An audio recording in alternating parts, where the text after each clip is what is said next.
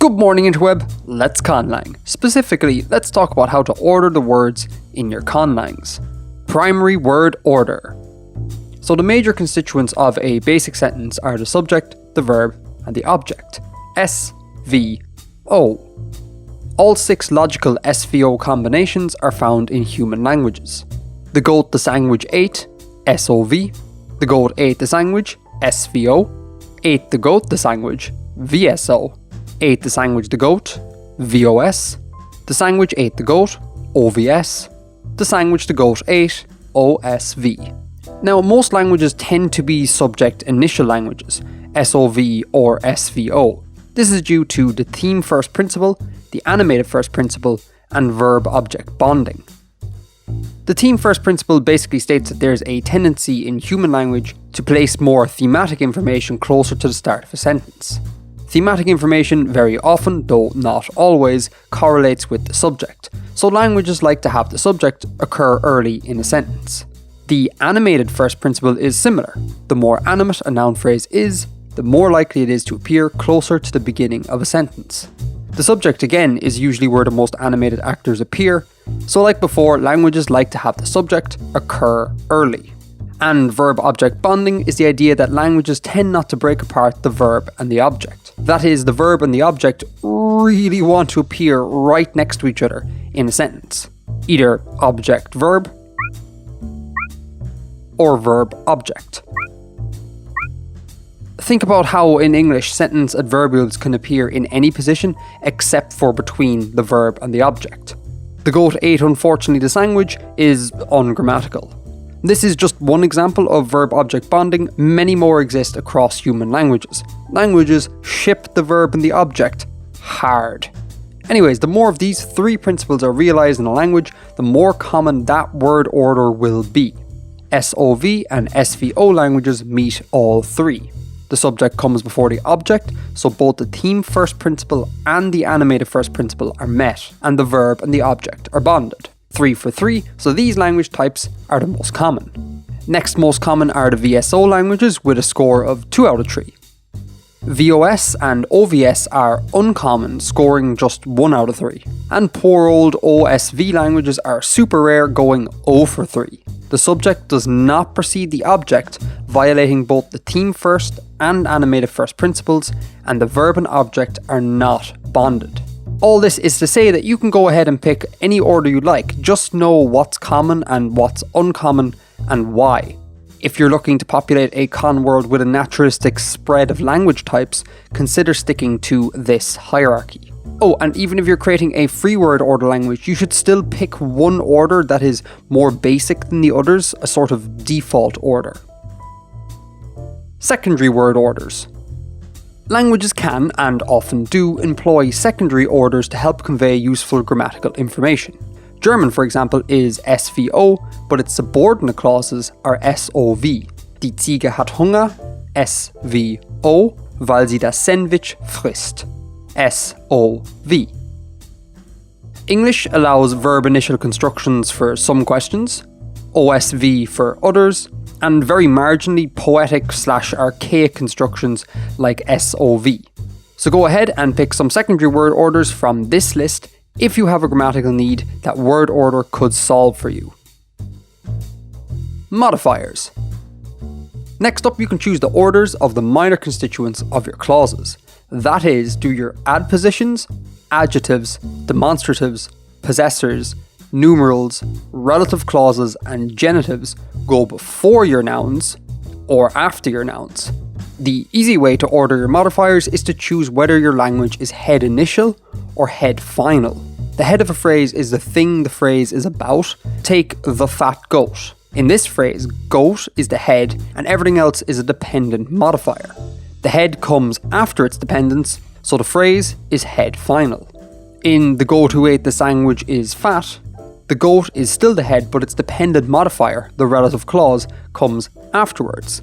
This is an example of head initial construction.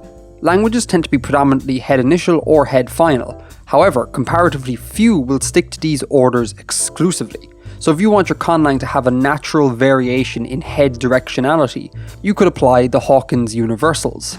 I know, scary looking stuff. Trust me though, they aren't as bad as they look. This guy states that if a language has prepositions, then if its demonstratives, or its numerals, or its possessives follow its nouns, its adjectives must also follow. And if that's the case, its genitives must follow its nouns. And if its genitives follow its nouns, the relative clauses must too. Let's use English as an example. It has prepositions, but it places its demonstratives, numerals, and possessives before the noun, not after, meaning all of these are false for English.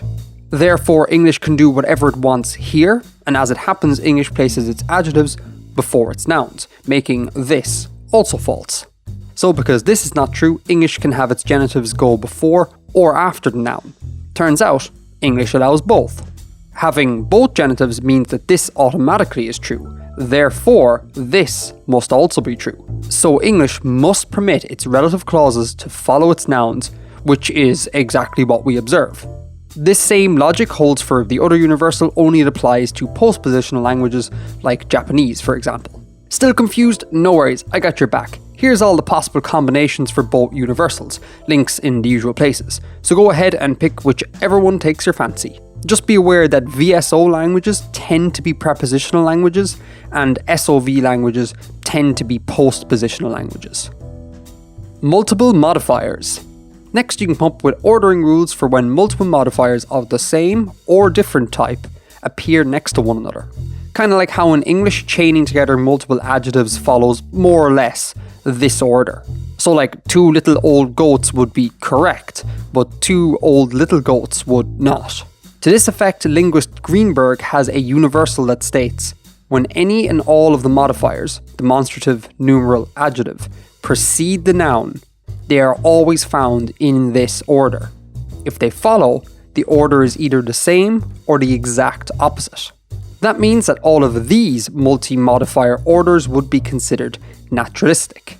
Now, Greenberg actually has 45 universals, links in the usual places, and a lot of them are word order related, but I'll go through them in a separate video. For now, anything not explicitly mentioned by the universals in this video is fair game. You can do with these as you please, but it's always worth looking into what natlangs similar to your conlang are doing as a source of inspiration. Evolution. Simulating word order change over time can be a complicated thing, but there's one really easy way to achieve a naturalistic evolution. That is, you may evolve whatever language type you chose earlier into another closely related language type, if that target language differs by one element only.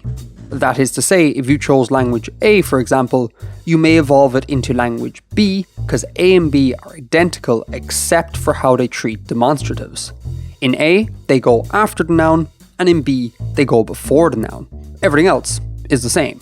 To evolve A into B, you can go through a doubling period, a period of time where your language has all the features of A and B. So in this case, during the doubling period, the demonstrative may be placed both before and after the noun, depending on context. Much like English's dual genitives.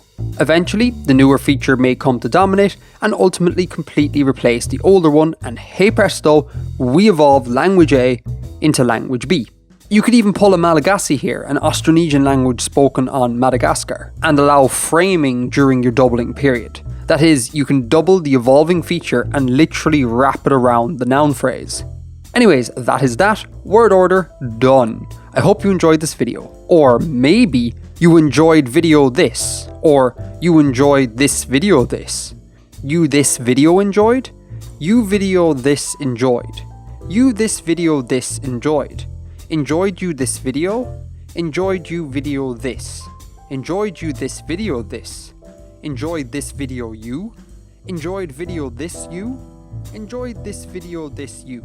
This video enjoyed you. Video this enjoyed you. This video this enjoyed you. This video you enjoyed. Video this you enjoyed. This video this you enjoyed.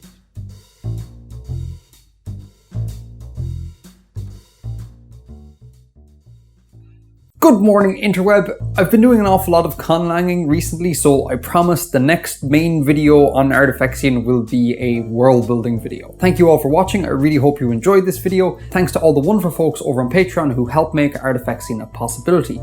In particular, Alexander Roper, A.E. Stephenson, Andrew P Chehayl, John Hooyer, World Anvil, Ripta Pasay, and new top tier patron, Bob. You all are amazing. Until next time, Edgar out.